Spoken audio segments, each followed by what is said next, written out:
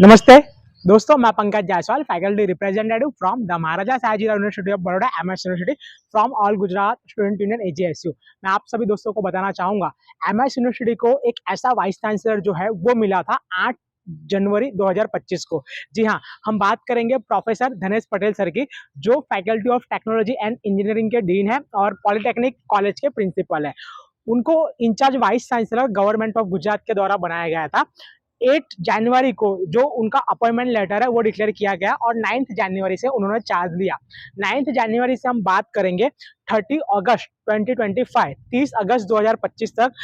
इन 8 महीनों के अंदर उन्होंने ऐसे कई सारे जो वर्क है, जो काम है और जो विजन लेकर उन्होंने जो पूरा एक्टिविटी की यूनिवर्सिटी के अंदर, वो काफी अच्छी रही। सबसे पहले तो हम थैंक्स कहना चाहेंगे प्रोफेसर धनेश पटेल सर का कि एमएस यूनिवर्सिटी में सर सयाजीराव गायकवाड़ जी का जो विजन था कि वडोदरा के लोकल कैंडिडेट जो है वो यहाँ पर आके पढ़ सके, बैचलर डिग्री का कोर्स कर सके। तो पिछले 1-2 साल से एमएस यूनिवर्सिटी में लोकल जो स्टूडेंट होते थे वडोदरा सिटी के, उनका क्राइटेरिया कम कर दिया जाता था। लेकिन ये वही वाइस चांसलर है प्रोफेसर धनेश पटेल सर के, जिनके द्वारा जो पूरा रिजर्वेशन कोटा था, फैकल्टी ऑफ कॉमर्स हो, फैकल्टी ऑफ आर्ट्स हो या अदर्स फैकल्टी हो, उसमें लोकल स्टूडेंट्स को प्रोवाइड किया गया। जिससे मैं कहना चाहूंगा कि अभी जो स्टूडेंट्स पढ़ रहे हैं, फर्स्ट ईयर बीकॉम हो, फर्स्ट ईयर बीए हो, फर्स्ट ईयर बीएससी हो, तो वो पूरी जो देन है इस साल प्रोफेसर धनेश पटेल सर की है। साथ ही साथ में एडमिशन जो है वो इतना इजी वे में किया गया कि कहीं कोई इशू, कहीं कोई प्रॉब्लम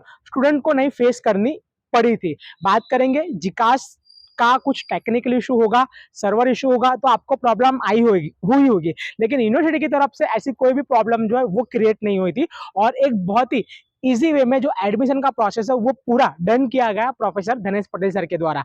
इवन बात करेंगे कि बैचलर ऑफ एजुकेशन बीएड में हर समय, हर टाइम एंट्रेंस एग्जाम से एडमिशन दिया जाता था, लेकिन इस साल से जो एंट्रेंस एग्जाम है उसको निकाल दिया गया था और आपके ग्रेजुएशन के परसेंटेज बेस पर आपको जो एडमिशन है वो प्रोवाइड किया गया है बीएड के अंदर। बीबीए की भी बात करेंगे तो बीबीए एंट्रेंस एग्जाम में कभी भी एंट्रेंस एग्जाम का जो स्कोर है वो डिक्लेयर नहीं किया जाता था।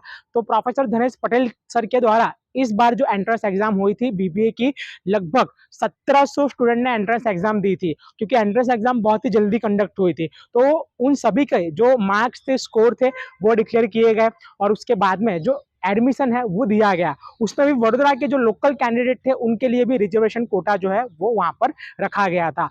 और साथ ही साथ में हम बात करेंगे इंफ्रास्ट्रक्चर की, तो यूनिवर्सिटी कैंपस में इंफ्रास्ट्रक्चर हो, वो चाहे यूनिवर्सिटी हेड ऑफिस हो, फैकल्टी का कैंपस हो, यूनिवर्सिटी का गार्डन हो या फिर हमारा जो हॉस्टल हो।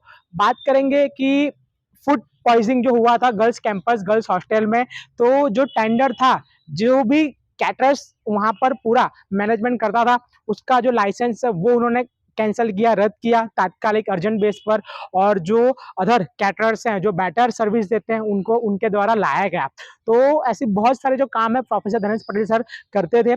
एक टाइम पर मैंने भी उनका विरोध किया है। मैं बताना चाहूंगा, एज अ पर्सनल मैं उनसे मिला हूँ, डाउन टू अर्थ है। कितनी बार वो किसी काम को करने के लिए हाँ बोलते हैं, लेकिन वो काम होता नहीं है, क्योंकि वो उनके वे में भी नहीं रहता है। ठीक है, अगर आप कुछ सच को करने के लिए कहीं 1-2 झूठ बोलते हो तो ठीक है, वो जायज है, उसमें कोई इशू नहीं है। तो ये बात थी। और सबसे बड़ी बात ये है कि Dhanesh Patel sir proper university MSU से हैं। उन्होंने उनकी बैचलर डिग्री, उनका मास्टर ग्रेजुएशन एमएस यूनिवर्सिटी से कंप्लीट किया, यहाँ पर ही प्रोफेसर रहे। 40 ईयर्स, 40 साल का उनके पास बेमिसाल जो एक्सपीरियंस है, अनुभव है, वो था। हम सभी को ऐसी इच्छा भी थी और ऐसा एक अंदाजा भी था कि नेक्स्ट जो हमारे वाइस चांसलर होंगे वो प्रोफेसर धनेश पटेल सर ही होंगे। लेकिन कहीं ना कहीं गुजरात सरकार और government of Gujarat, governor of Gujarat, उन्होंने इस बात को अनदेखा किया। हम उनसे नाराज तो नहीं है, लेकिन ऑलवेज हम गुजरात सरकार का समर्थन करते हैं, उनको सपोर्ट करते हैं। अगर मेरी बात उन तक पहुंच रही है तो हम इतना कहना चाहेंगे कि यूनिवर्सिटी के ग्रेटेस्ट वाइस चांसलर में उनका एक जो नाम है वो लिया जाएगा, धनेश पटेल सर का। क्योंकि ग्रेजुएशन कंप्लीट करने के बाद जब डिग्री और कॉन्वोकेशन सेरेमनी की बात आती थी तो एवरी ईयर 6 to 7 मंथ, 6 से 7 महीने डिले होता था। लेकिन यहाँ पर साल 2025 की बात करें तो जैसे ही मई मंथ में एग्जाम खत्म हुई, जून में सबका रिजल्ट आया और जुलाई में कॉन्वोकेशन की जो डेट है वो भी डिक्लेयर की गई यूनिवर्सिटी मैनेजमेंट के द्वारा और 5 सितंबर 2025 को कॉन्वोकेशन ऑर्गेनाइज होगा कॉन्वोकेशन के ग्राउंड पर। ये एक बहुत ही जो अच्छा वर्क है और फास्ट वर्क है वो धनेश पटेल सर के द्वारा किया गया। तो अगर गुजरात गवर्नमेंट तक हमारी बात पहुंच रही है तो उनसे हम रिक्वेस्ट कर रहे हैं, हम गवर्नमेंट के साथ में ही है क्योंकि गवर्नमेंट ऑलवेज यूनिवर्सिटी को ग्रांट प्रोवाइड करती है, स्टूडेंट्स को स्कॉलरशिप प्रोवाइड करती है और एमएस यूनिवर्सिटी एक वर्ल्ड लेवल की यूनिवर्सिटी है जहां पर गुजरात सरकार का साथ सहकार हमें हमेशा मिलता रहता है। इफ अगर पॉसिबल हो तो वापस से ही धनेश पटेल सर को जो वाइस चांसलर बना सके तो वडोदरा शहर के लिए एमएस यूनिवर्सिटी के विद्यार्थियों के लिए एक बहुत ही जो अच्छी बात है वो रहेगी, एक अच्छी सरप्राइज रहेगी और हम आभार व्यक्त करते हैं, धन्यवाद व्यक्त करते हैं हमारे जो एक ग्रेटेस्ट वाइस चांसलर है ऐसे प्रोफेसर धनेश पटेल सर का। खूब खूब धन्यवाद। भारत माता की जय।